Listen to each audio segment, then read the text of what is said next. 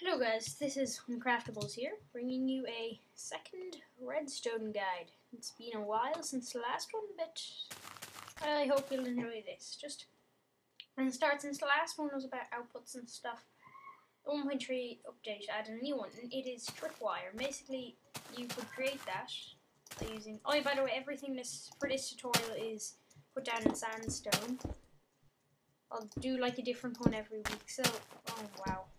So basically, you'll just get your tripwire hooks, which I'm not sure if they've got a crafting recipe at all. And then you'll get string, which you can get from killing spiders, of course. Now you can just place that down.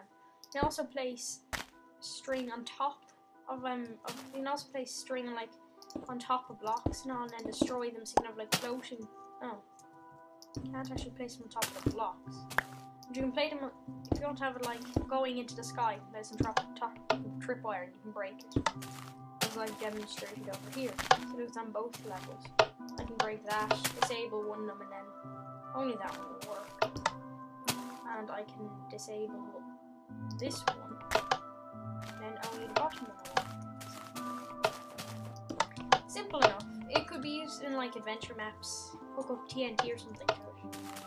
Now, today I'm going to do two gates. They are the AND gates and the XOR gate. Well, they aren't really gate. You wouldn't call it the AND gates. It's the AND gate and the XOR gate. So, this is the AND gate. This is the most basic setup. It'll basically take in two outputs, and then if both of them are on, then it will turn on the out push. So it'll take in two inputs. If both are on, then it'll turn on the out push. Now, this is the actual gate itself. That isn't required. This is basically inverts it once and then inverts it back, just so that you guys can like see what the output is without me having to go around there. So look up, this one's on, nothing, this one's on, nothing, both off, nothing, both on, something. So basically this works because remember in the last tutorial there was inverting. That's basically when a redstone torch turns on and all that. A redstone torch will either turn on or off based on its input. So if this one's on, if this lever is on, then this will turn on, and this will invert this torch, which will then turn off. But of course, the redstone will still be on because of this one. So what you want to do is you also want to invert this torch, then this piece of redstone will turn off.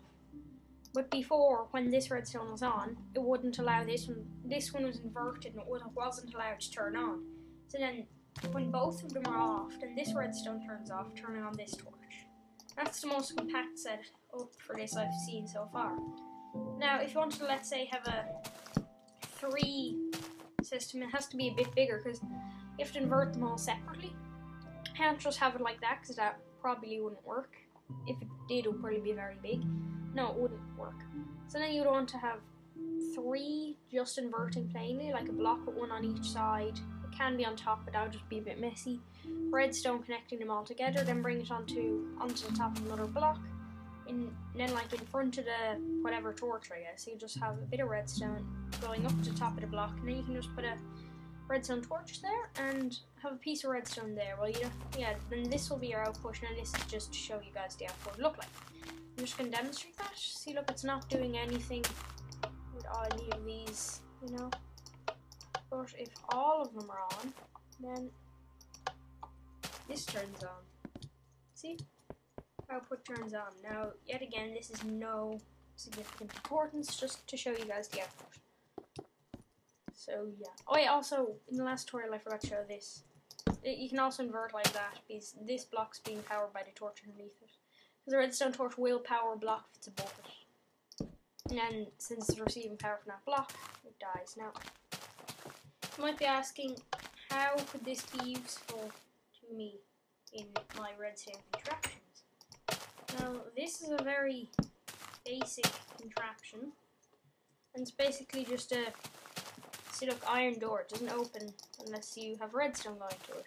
So look, 1, 0, 1. So I just signed this so I remember it. 1, 1, 0, 0, 1. And the door opens. You can go through. You could use this in adventure maps or whatever. And this is the redstone. Now, might look a bit complex, but it really isn't. I'll explain it to you now as best I can. So basically, it's when the AND gates from over there. And basically what happens is this lever powers this block and then gets taken up, and then that power gets put into this redstone, which converts this torch, which, and then if even one of these are on, then it doesn't allow this torch to turn on because it will be inverted. And then that won't open up the door, and obviously doors will open if there's redstone going across the top of them. This redstone is not necessary, but I guess I just did it for anesthetic purposes. So, anesthetic, I think. Yeah. Now we'll be moving on to the XOR gate. The XOR gate is basically just a gate for both out inputs have to be the opposite. So look, right now it's off. Both are on, then it will turn off. But if this one's on, then it will turn on. Or if this one's on, then it will turn on. So basically, just the two outputs just have to be opposites. Now, I haven't done much studying into this, but I guess I can figure it out in this video. So basically, first I'll show you how to make it. Actually, you make the AND. I'll just show you the basic AND gate would be made like this. That's the basic AND gate. This is this would be like the three-way AND gate. You can just add on as many torches as you want to this setup. You know, just create it like that. Oh wow, I'm derping everywhere. And then that will be your output. And then this will be the XOR gate. And put a block over there. I think there's a bit of redstone there. Yes. No, it doesn't that? Yeah, it does.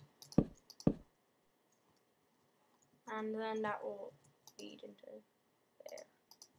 And then that's your output line there. So basically, this works because, let me just enable this, which will turn on the outputs. Basically, this torch is being turned off, which turns off this line, turning this on. So, yeah, so basically, it turns off this line, turning this torch on, allowing there to be an output. But then if both of them are on, then what happens is then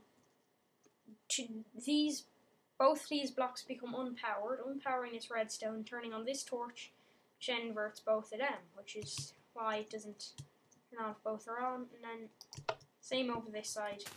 It turns off, but then this one's still on, powering. Yeah, it will still cause a problem there. More or less, it will still cause a problem. Oh no, it won't cause a problem. Oh well. Since that one's on, basically turns off this, turning on this torch, will then cause an output of true, or 1, as you call it in binary. At least I think I'm here. I think that 1 would mean output. A true would be 1. Yes, because I know the binary numbers, and I think that's 1 is true. You can comment to me on that. Tell me if I'm true. If I speak the truth. Now, if you're a Mac developer, I just want to show you one thing.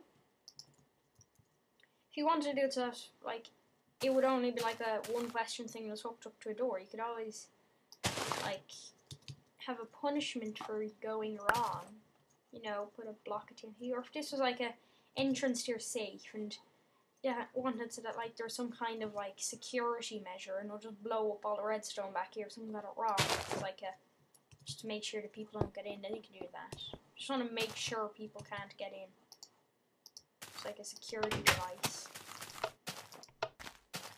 And yeah, that's pretty much it for Redstone Guide episode 2. Like, comment, subscribe, and see you again in the next video.